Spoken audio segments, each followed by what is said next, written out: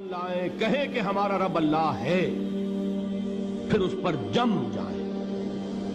ان پر فرشتوں کا نزول ہوتا ہے، نہ کوئی غم کرو نہ خوف، خوشیاں مناؤ جنت کی جس کا تم سے وعدہ کیا گیا تھا۔ اللہ کی ربوبیت پر اطمینان جب انسان کو ہو جاتا ہے، میرا رب اللہ ہے، ربی اللہ، انسان کے لیے نہ کوئی کھٹکا، نہ کوئی خطرہ، نہ کوئی خوف، نہ کوئی حزن۔ جو کچھ ہو رہا ہے کس کے اذن سے ہو رہا ہے؟ اللہ کے اذن سے۔ اللہ کے اذن کے بغیر پتہ تک نہیں ہلتا۔ یہ کوئی اندھا بہرا مادہ نہیں ہے جس سے مجھے کوئی خوف ہو۔ اندھا بھینسا چلا آ رہا ہو اس سے تو ڈرنے کا ہر انسان کو ڈرنا چاہیے، نہ معلوم کس کو ٹکر مار دے۔ لیکن نہیں، اس کائنات کو چلانے والا ایک سمیع و بصیر خدا ہے۔ وہ جو میرا دوست ہے، میرا ولی ہے۔ اللہ ولی الذین آمنوا یخرجہم من الظلمات الی النور۔ اللہ اہل ایمان کا ولی ہے، ساتھی ہے، پشت پناہ ہے، مددگار ہے، حمایتی ہے۔ بتائیے جسے یقین ہو جائے کہ اللہ میرا مددگار، اللہ میرا محافظ، اللہ میرا پشت پناہ، اللہ میرا حمایتی، اس کے لیے کوئی خوف ہوگا؟ اس سے کوئی ڈر ہوگا؟ میں مثال دیا کرتا ہوں ایک بہت سادہ پنجاب کے دیہات کی۔ تو بڑا چودھری ہے اور کوئی غریب کسان ہے۔ اس غریب کسان کے جانوروں کو ہر وقت اندیشہ ہوگا چوری کا، کوئی میری بھینس کھول کر نہ لے جائے، کوئی میرا بیل کھول کر نہ لے جائے۔ لیکن جس کے بارے میں یہ سب کو معلوم ہو کہ وہ جو بڑا چودھری ہے وہ اس کا دوست ہے، اس کی بچیا کو کوئی خوف ہوگا؟ اس کی بھینس پر کوئی ہاتھ ڈالے گا؟ اسے کوئی اندیشہ ہوگا؟ نہیں۔ کیوں؟ کہ وہ بڑا چودھری، بڑا اس کا یہاں کا سردار، جاگیردار، سب کو معلوم ہے وہ میرا دوست ہے، کوئی میرے خلاف اقدام نہیں کر سکتا۔ اس دنیا میں یہ چھوٹی سی بات اگر آپ کے دلی اطمینان اور سکون کا باعث بن سکتی ہے تو ذرا تصور کیجئے۔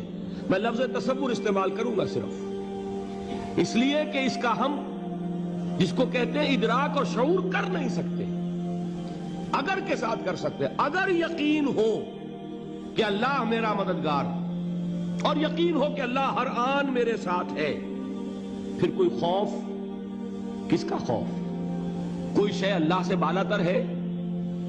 کوئی قوت اس سے زیادہ طاقتور ہے؟ کوئی اس کے ارادے کو بدلنے والا ہے؟ کوئی اس کی مشیت کے آڑے آنے والا ہے؟ یہی بات ہے جو حضور نے فرمائی۔ یہ ایمان کا حاصل ہے لب لباب،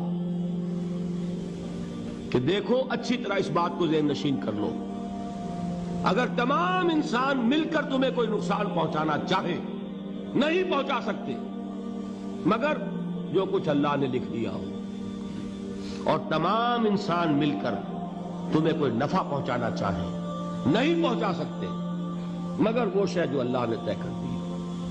آپ پھر میں کہوں گا ذرا طاری کیجئے، اسے فرض کیجئے، اسے سوچئے۔ اگر اس حدیث پر ہمارا دل ٹھکا ہوا ہو تو کسی سے ڈر ہوگا؟ یہ مجھے نقصان نہ پہنچا دے، یہ میری رپورٹ خراب نہ کر دے، یہ میری انکریمنٹ نہ رکوا دے، یہ میرا یہ نہ بگاڑ دے، یہ میرا یہ نقصان نہ پہنچا دے۔ اس کا ڈر، اس کا ڈر، اس کا خوف، اس کی خوشامد، اس کے لیے جا کر طرح طرح سے اپنی عزت نفس کو ذلیل کروانا اس کے سامنے، یہ سب کچھ کیوں کرتا ہے انسان؟ جب سمجھتا ہے کہ اس کے ہاتھ میں میرا کوئی نفع ہے، اس کے ہاتھ میں میرے لیے کوئی ضرر ہے، یہ مجھے کوئی غضب پہنچا سکتا ہے، یہ مجھے کوئی نقصان پہنچا سکتا ہے، یہ میرا کوئی کام بنا سکتا ہے، یہ میری کوئی ضرورت پوری کر سکتا ہے، اسی کا نام شرک ہے۔ جہاں آپ نے یہ سمجھا کہ غیر اللہ کے اندر کوئی طاقت موجود ہے، وہی شرک ہے۔ بتوں سے تجھ کو امیدیں، خدا سے نومیدی، مجھے بتا تو صحیح اور کافری کیا ہے؟ شرک تو یہ ہے جس پر بھی تمہیں یہ خیال ہے، کلمہ ہے یہ کلمہ سوم، لا حول ولا قوت الا باللہ، ذرا اس پر دل کو کبھی اگر آپ تصور کریں، پھر فرض کریں، دل ٹھک جائے اس پر، کوئی طاقت نہیں۔ یہی بات تھی جو شیخ عبد القادر جیلانی رحمۃ اللہ علیہ نے اپنی وصیت میں اپنے بچے سے کہی. 11ویں دینے والے ہیں، لیکن حضرت شیخ عبد القادر جیلانی کی وصیت اور تعلیمات کو کتنے لوگ ہیں جو جانتے ہو؟ یہ جن مقامات تک پہنچے ہیں وہ کس چیز کی بدولت پہنچے ہیں؟ انہوں نے جو پیغام دیا وہ کیا تھا؟ اے میرے بچے، جس طریقے سے قرآن مجید میں حضرت لقمان کی نصیحتیں جو ہے نقل کر دی گئی ہیں، میں یہ عرض کروں گا بالفرض اگر قرآن حضرت عبد القادر جیلانی کے بعد نازل ہوا ہوتا تو شیخ عبد القادر کی یہ نصیحتیں بھی قرآن میں درج ہوتی. اتنی اونچی نصیحتیں ہیں. اے میرے بچے، اس حقیقت کو ذہن نشین کر لے، لا فاعل فی الحقیقت ولا مؤثر الا اللہ. اس کائنات میں نہ کوئی فاعل حقیقی ہے نہ مؤثر حقیقی ہے سوائے اللہ. کسی شے میں کوئی تاثیر نہیں اگر اللہ نہ چاہے. آگ جلا نہیں سکتی اگر اللہ نہ چاہے. پانی ڈبو نہیں سکتا اگر اللہ نہ چاہے. زہر ہلاک نہیں کر سکتا اگر اللہ نہ چاہے. کوئی چیز فائدہ نہیں پہنچا سکتی اگر اللہ نہ چاہے. تو در در پہ کیوں سر جھکاتے ہو؟ در در پر کیوں جبیں سائی کرتے ہو؟ سب کے سامنے کیوں ہاتھ پھیلاتے ہو؟ ایک اللہ سے مانگو. ایک اللہ کے سامنے زمین پر اپنی جبین رکھو. لا فاعل فی الحقیقت ولا مؤثر الا اللہ. نظر آتا ہے ہمیں کہ پانی پیاس بجھا دیتا ہے. پیاس بجھانے کی صلاحیت پانی میں نہیں ہے، اللہ کے اذن سے. کھانا بھوک مٹا دیتا ہے، بھوک مٹانے کی صلاحیت کھانے میں نہیں ہے، اذن رب میں. دیکھیے یہی یقین تھا. حضرت موسیٰ علیہ السلام کا واقعہ یاد کیجئے. سامنے سمندر آ گیا ہے، قوم دیکھتی ہے پیچھے کہ گرد و غبار کا طوفان ہے. معلوم ہوا کہ فرعون اپنے لشکر سمیت آ گیا ہے. لشکر جب چلتا تھا تیز رفتاری کے ساتھ تو گرد و غبار کا جو طوفان اٹھتا تھا اس کا تصور کیجئے. اور لمحہ بلمحہ وہ قریب آ رہا ہے. پوری قوم نے کیا کہا؟ اے موسیٰ انا لمدرکون، اے موسیٰ ہم کو پکڑے گئے. قرآن مجید میں تو یہاں وہ باتیں نہیں لکھی ہے، لیکن تورات میں یہ درج ہے کہ بنی اسرائیل جھگڑنے لگے، دست و گریبان ہو گئے موسیٰ کے ساتھ.